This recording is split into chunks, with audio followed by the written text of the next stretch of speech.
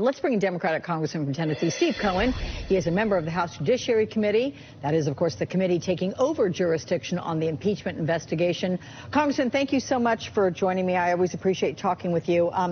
Do you think the word unsure is appropriate there? I mean, what has changed? Because if evidence is so overwhelming and powerful, why has the impeachment button not yet been pushed? What more needs to be heard? Well, I think Chairman Schiff has done a masterful job in presiding over the Intelligence Committee and adducing the facts that he has said show clear evidence of impeachable conduct, which everybody seems to see, including Peggy Noonan and many on the Republican pundit side.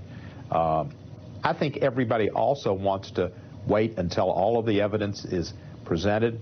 The president is going to have his opportunity to present evidence at the Judiciary Committee before votes are cast. And if we say that we are sure that there's going to be impeachment, there will be Republicans and right-wing news that will say this isn't fair and whatever. So I think we need to keep it appear to be open. If it's not open, the facts are there. But there could be something presented. There could be a shocker presented by the president. There could be the truth. And then again, it's unlikely. But you never know what will happen.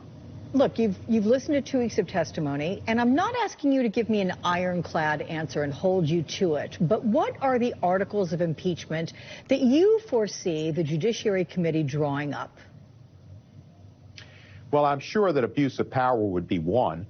That has been shown to be an issue in the Intelligence Committee investigation, and the contempt of or obstruction of Congress, which has been talked about significantly by Chairman Schiff, and which has been quite apparent in that the primary individuals who witnessed Trump's conduct and the bribing of Zelensky have been forbidden by Trump to appear, and they have used the court system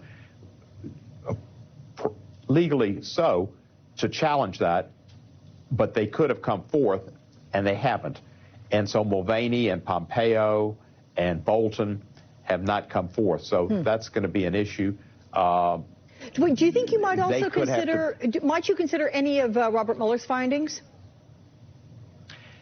I think it'll be considered, but this is going to be it's a team effort. And Speaker Pelosi's done a great job in putting the caucus together and leading the caucus, and it'll be a decision that she'll make. I think there are members on the committee that would like to see an obstruction of justice included, but that will be one that would be considered less surefire than those that we have adduced through the Intelligence Committee, which would be the contempt of Congress, the abuse of power, and possibly obstruction of justice, but most of the obstruction of justice would be Mueller material.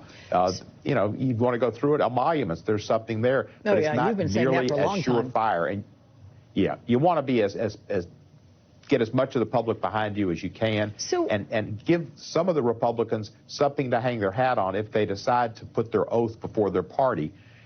That's been the issue, has been Republicans putting their party before their oath. And, now you've got Bolton, who's so important, who's putting his book profits before his country. So, it just, we don't know what will happen in the Senate. It's possible that Bolton will be ordered by the Chief Justice to appear, and that could turn some senators to have to do the right thing. It's a long shot. Right, but, whether it adds up to a two-thirds majority. But how about the number of articles that you think your committee needs to draft? Have you contemplated that? Is it one? Is it many? 2, 3? What are you thinking? I think that there are definitely going to be 2, because you can't get away from abuse of power and obstruction or contempt of Congress. Whether there are any more, it's just a matter of it's politics with the public's perspective and the public support, and maybe draftsmanship.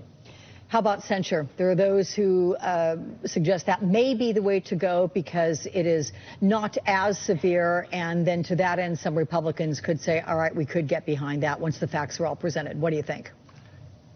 I presented that idea about a year ago, and it was shot down rather quickly by quite a few in our leadership, saying it wasn't significant enough and that it didn't really have the effect of impeachment and didn't do enough.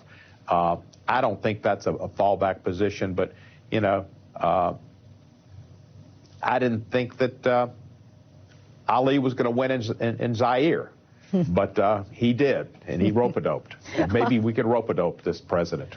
Well, we shall see. You and your phrases, the Southern gentleman in you. Thank you so much, Congressman Steve Cohen. It's always good to see you. Thank you, Alex. Happy Good to be back with you.